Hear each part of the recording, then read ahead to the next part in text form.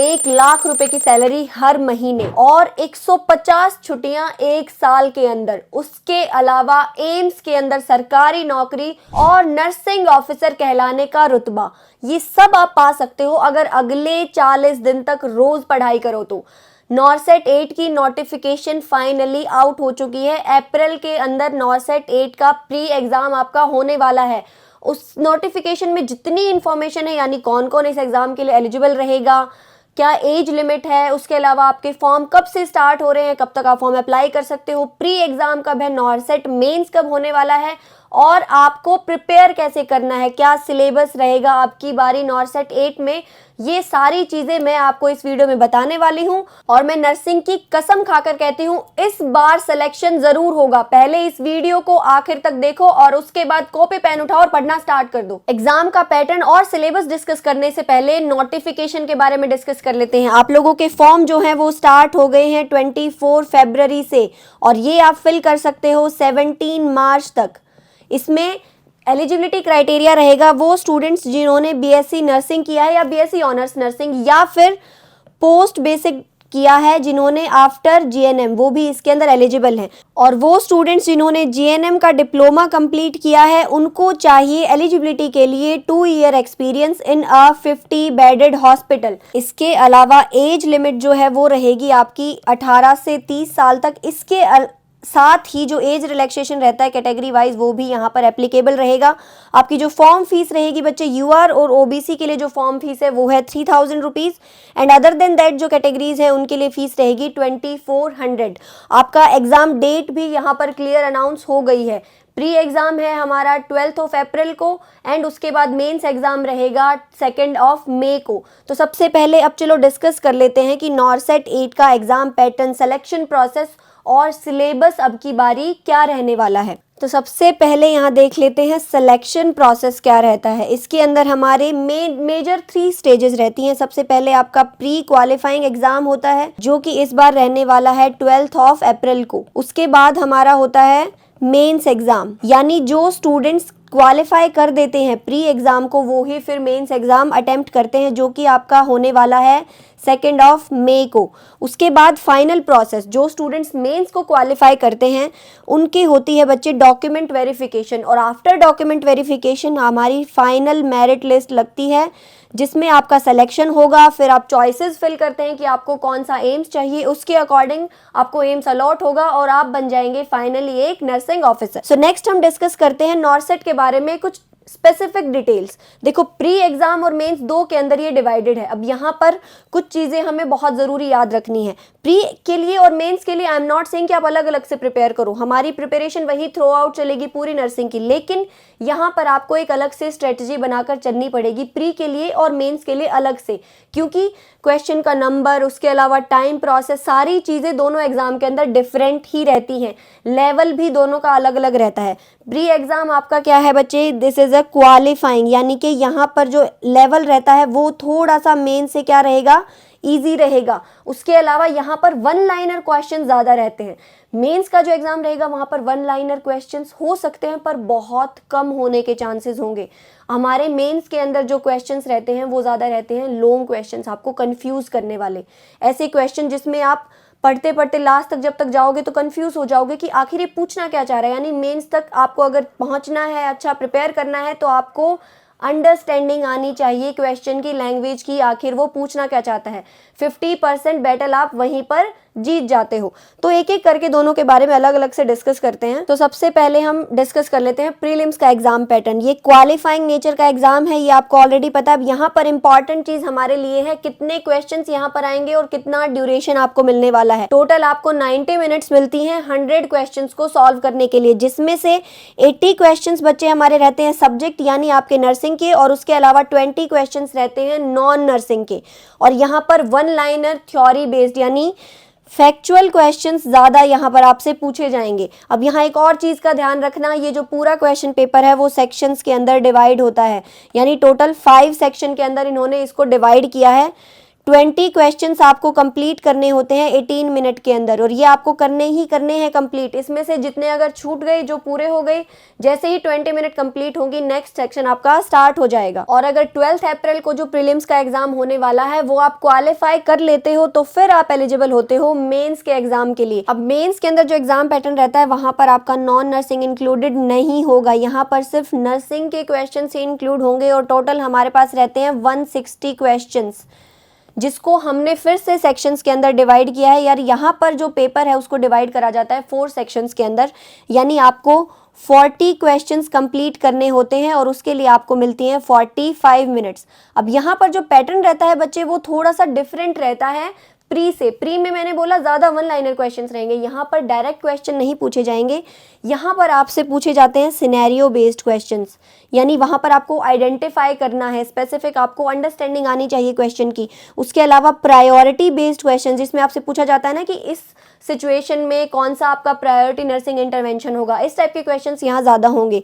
आपसे थोड़ी complex images यहाँ पूछी जा सकती हैं, कॉम्प्लेक्स ईसीजी इंटरप्रिटेशन आपसे पूछा जा सकता है। ईसीजी इंटरप्रिटेशन का डायरेक्ट क्वेश्चन आपसे प्री के अंदर भी पूछा जा सकता है, जिसमें जैसे आपको सिंपल इमेज दे दी और आपको आइडेंटिफाई करना है कि ये वेंट्रिकुलर टैकीकार्डिया है या वीएफ है, तो ये सिंपल सा ईसीजी वहां पर पूछा जा सकता है। थोड़ा कॉम्प्लेक्स बनाने के लिए वहां पर आपको सिनेरियो दिया जा सकता है, this is the ECG, identify करो पेशेंट को क्या कंडीशन है, या फिर ये ईसीजी है तो इस पेशेंट के लिए क्या ट्रीटमेंट होगा। मतलब थोड़ा सा कॉम्प्लेक्स, थोड़ा एडवांस होगा मेंस का जो एग्जाम रहेगा।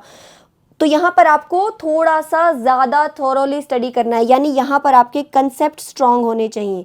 डायरेक्ट थ्योरी का क्वेश्चन यहाँ पर आना बहुत कम चांसेस रहते हैं, और उसके अलावा जितने आपके प्रोसीजर्स रहते हैं वो भी यहाँ पर आपको बहुत अच्छे से पता होने चाहिए कि प्रोसीजर कौन से होते हैं, उसके अंदर नर्सिंग रिस्पॉन्सिबिलिटी क्या रहती है, क्या इंटरवेंशन हम करते हैं, ये सारी चीज़ें आपको बहुत अच्छे से क्लियर होनी चाहिए, यानी आपके कंसेप्ट बेस आपका क्लियर होना चाहिए। तो अब तक हमने समझ लिया है एग्जाम का पैटर्न, अब चलो समझते हैं सिलेबस क्या रहेगा। सबसे पहले प्री के बारे में डिस्कस करते हैं। यहाँ पर जो पेपर है उसको हमने 2 पार्ट्स में डिवाइड किया है, एक तो नर्सिंग आपसे पूछा जाएगा और एक आपसे नॉन नर्सिंग के क्वेश्चंस यहाँ पर पूछे जाते हैं। नर्सिंग के अंदर जो हमारे मेजर सब्जेक्ट्स हैं उन पर आपको फोकस करना है। आपका fundamental of nursing, medical surgical nursing, obs and gynae, psychiatry, उसके अलावा paediatric nursing. Then we have to focus on like pharmacology, anatomy and physiology you will have to study, you will have to study about microbiology. Then आपको biochem भी यहाँ पर पढ़ना पड़ेगा। तो ये सारे हैं हमारे नर्सिंग के सब्जेक्ट्स। इसके अलावा कुछ पोर्शन प्री के अंदर वन लाइनर सिंपल क्वेश्चंस आपके नर्सिंग रिसर्च या एडमिनिस्ट्रेशन से भी इंक्लूडेड हो सकते हैं। नेक्स्ट हमारा आता है नॉन नर्सिंग के अंदर कौन सा पार्ट यहाँ पर इंक्लूडेड होगा, जिसमें से हमारे पास टोटल 20 क्वेश्चंस आने वाले हैं।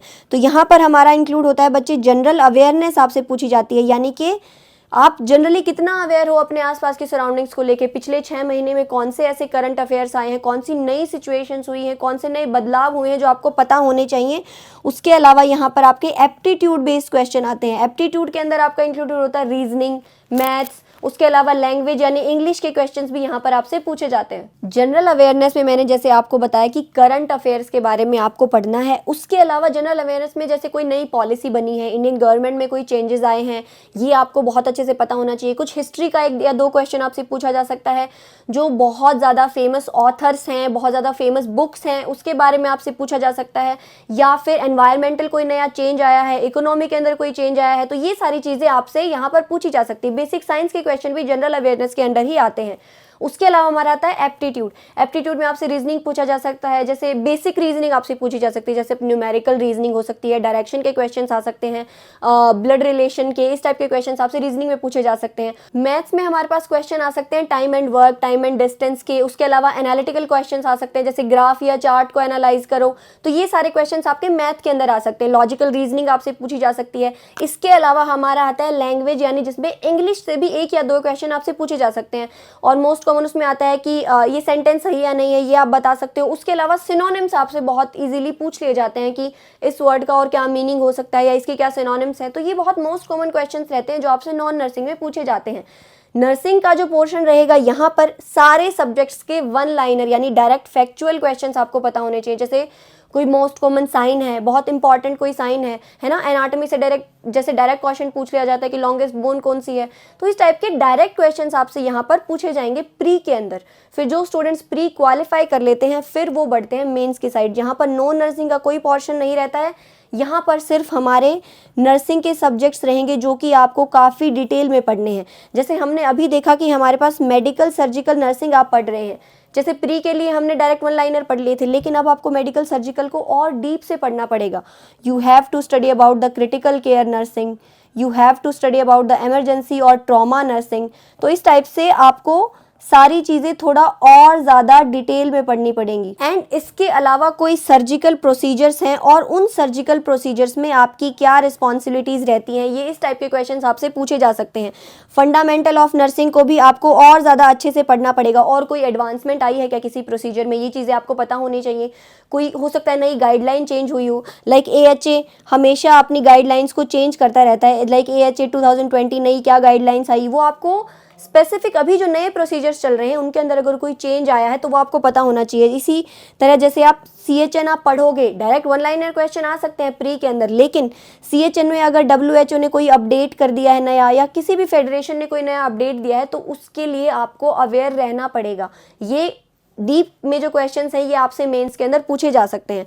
उसके अलावा जैसे मैंने पहले बताया कि नर्सिंग रिसर्च एंड एडमिनिस्ट्रेशन भी आपसे पूछी जा सकती है, तो वो भी आपको अच्छे से क्लियर होनी चाहिए।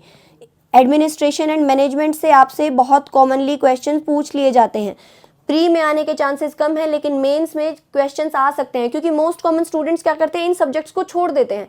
तो ये ही ऐसे सब्जेक्ट्स हैं जो बाद में कंपटीशन को हाई करते हैं, क्योंकि बाकी सब्जेक्ट्स को तो सभी अच्छे से पढ़ रहे हैं। प्रोसीजर्स पर, सारे प्रोसीजर पर ध्यान देना है। आइदर वो आपके OBG के प्रोसीजर्स हैं, पीडिया के कोई भी प्रोसीजर है, दोनों के ऊपर आपको बहुत अच्छे से ध्यान देना होगा। स्टेप बाय स्टेप प्रोसीजर्स और आपकी स्पेसिफिक क्या नर्सिंग रिस्पॉन्सिबिलिटी रहती है, यानी हमें अपनी जॉब डिस्क्रिप्शन, अपना रोल बहुत अच्छे से डिफाइन होना चाहिए, तो ही आप अच्छे से बता सकते हो कि इस क्वेश्चन का क्या आंसर है। उसके अलावा यहाँ पर आपसे स्टैटिस्टिक्स से भी क्वेश्चन पूछे जा सकते हैं इन द मेंस वन। और इसके अलावा कोई करंट नर्सिंग ट्रेंड्स चल रहे हैं, या कोई जैसे अभी नया ट्रेंड में चल रहा है फोरेंसिक नर्सिंग, तो उससे रिलेटेड भी आपसे क्वेश्चंस पूछे जा सकते हैं। यानी आपको अपडेटेड रहना है, अपनी नॉलेज को टाइम के साथ अपडेट करते रहना है, वो आपके लिए बहुत ज़्यादा ज़रूरी है। और सबसे ज़्यादा ज़रूरी याद रखना, यहाँ पर रट्टे मारने बिल्कुल भी काम नहीं आएंगे। आपका कंसेप्ट बिल्डअप स्ट्रांग होना चाहिए, तो ही आप मेंस क्वालिफाई कर सकते हो, और वो वैसे भी बहुत ज़रूरी है।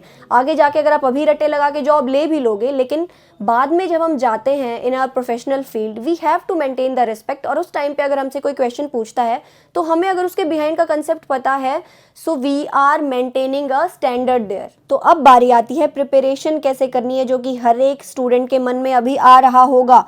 तो हमारे पास 40 डेज अभी भी रहते हैं नॉर्सेट 8 के लिए। तो ऐसा नहीं है कि हम अभी थ्योरी कंप्लीट नहीं कर सकते हैं, बिल्कुल थ्योरी को अभी अच्छे से रिवाइज किया जा सकता है।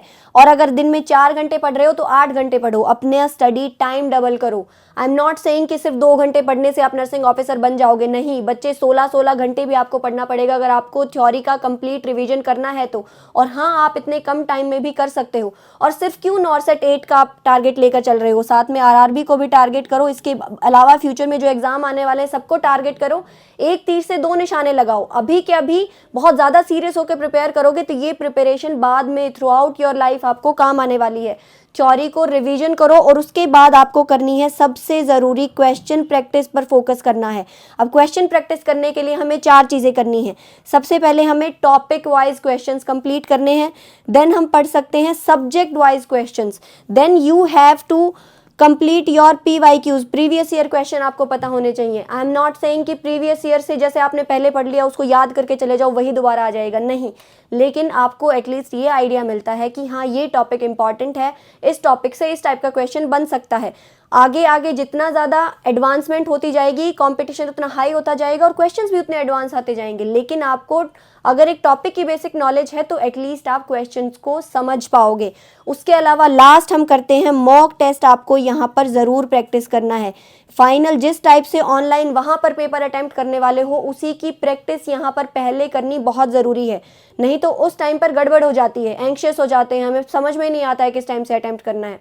अब तुम बोलोगे कि सिर्फ इतने से थोड़े टाइम में हम इतना सारा नर्सिंग का वास्ट सिलेबस कैसे रिवाइज कर सकते हैं, तो वो आप कर सकते हो एन प्रेप के रैपिड रिवीजन कोर्स के साथ।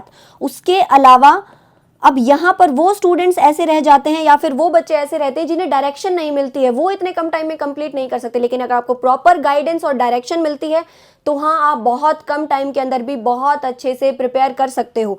रिवीजन आप कर सकते हो एन प्रेप के रैपिड रिवीजन कोर्स में, जिसमें 100 आवर्स के अंदर कंप्लीट सिलेबस के की पॉइंट्स को बहुत अच्छे से कवर किया गया है। उसके अलावा आप एन प्रेप का क्वेश्चन बैंक बिल्कुल ले सकते हो, जिसमें आपको ये चारों प्रैक्टिस बहुत अच्छे से मिल जाएंगी, टॉपिक वाइज क्वेश्चंस भी, सब्जेक्ट वाइज क्वेश्चंस, उसके अलावा previous year question bank and mock test, जिस तरह से फाइनल नॉरसेट आप अटेम्प्ट करने वाले हो बिल्कुल वैसे ही। और उसके अलावा भी अगर आपको कोई डाउट आए, कोई प्रॉब्लम आए, कोई सपोर्ट चाहिए, तो आप बहुत इजीली कांटेक्ट कर सकते हो इस नंबर पर 63776391 69। This is the WhatsApp number, ये हमारा सपोर्ट ग्रुप का नंबर है। अगर आपको कोई भी परेशानी आती है ड्यूरिंग योर प्रिपरेशन या उसके अलावा भी कोई डाउट है, तो ये मैंने तुम्हें बता दिया है नॉरसेट 8 का पूरा गणित। अब तुम्हारी बारी है, अब तुम्हें नर्सिंग की कसम है, अगर अब भी नहीं जागे हो तो जाग जाओ, कॉपी पेन उठाओ और पढ़ना स्टार्ट कर दो, प्रिपरेशन स्टार्ट कर दो। अगर तुम्हें नर्सिंग ऑफिसर बनना है, एक सक्सेसफुल लाइफ अगर चाहिए तो। और अगर चैनल पर नए हो तो सब्सक्राइब कर लो। All the best.